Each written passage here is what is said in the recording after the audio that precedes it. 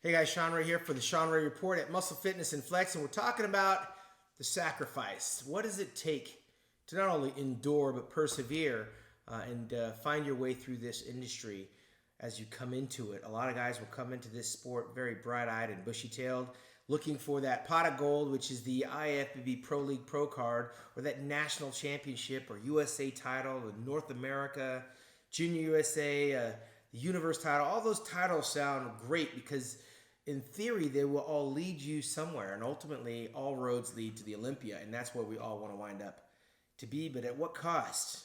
What's the sacrifice that you don't see now that you will definitely be experienced along your journey? Well, let me give you a few of those pointers. Along the way to winning titles and trophies and medals, you're going to run into some hurdles. You're going to realize that birthdays can't supersede a workout. Holidays are just normal days. Functions that circle around your friends, parties and such, they just don't have the same meaning when you're on the hunt, when you're on the come up, so to speak. When you're surrounded by other individuals that are motivating you to be the best you can be, there's some sacrifices that you have to make along the way. Most notably, fun things. Typically hanging out with your friends and going places and not having to worry about the kind of food that you eat. For the bodybuilder, it's a 24/7 job. You've constantly got to be aware of the time, when it's time to eat, the training, where you're going to train, what you're going to train. You have to be mindful of your supplements. You've got to be mindful of your water intake. You have to be mindful of your rest and recovery. All of these things are clicking for the bodybuilder, for the physique guy, for the bikini girl. So there's a lot of preoccupation with self. And in that, you're going to be going through these relationship roller coasters with guys and girls that are trying to, hey, anybody home? They're trying to get your attention. They're trying to tell you about their day and express their feelings and their emotions.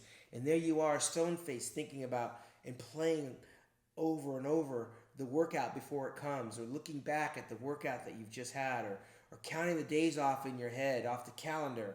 And what are you going to eat? How are you going to prepare your meal for tomorrow? Who you're going to be training with? And what's on the plate? Like what's these things are all being mapped out in your head while someone's trying to say, let's go to a movie. Hey, you know what? So-and-so's getting married and there's a party. And did you remember to get this from the store? And did you remember to stop by the bank? And all of these extraneous things are coming at you. Your mom and dad asking you how your day was and how you feel. And all you know is that you're dead tired and you've got this schoolwork or you have this job you have to do. And these things and all these things are getting in the way of what the passion is starting to dominate.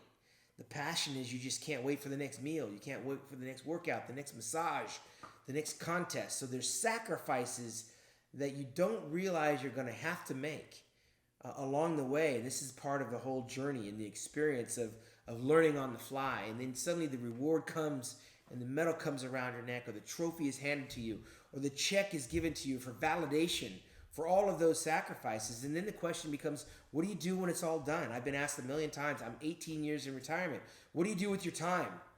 I'm not so preoccupied anymore with the next meal and the next workout and blocking things out. I'm actually a little bit more liberated to be able to not jump up and run off to the gym and leave everything behind me. As a matter of fact, I try to find my way to the gym when my body tells me to go. I'm not so structured in just so much protein and carbs and my vegetables. I let my appetite take me where it wants to take me.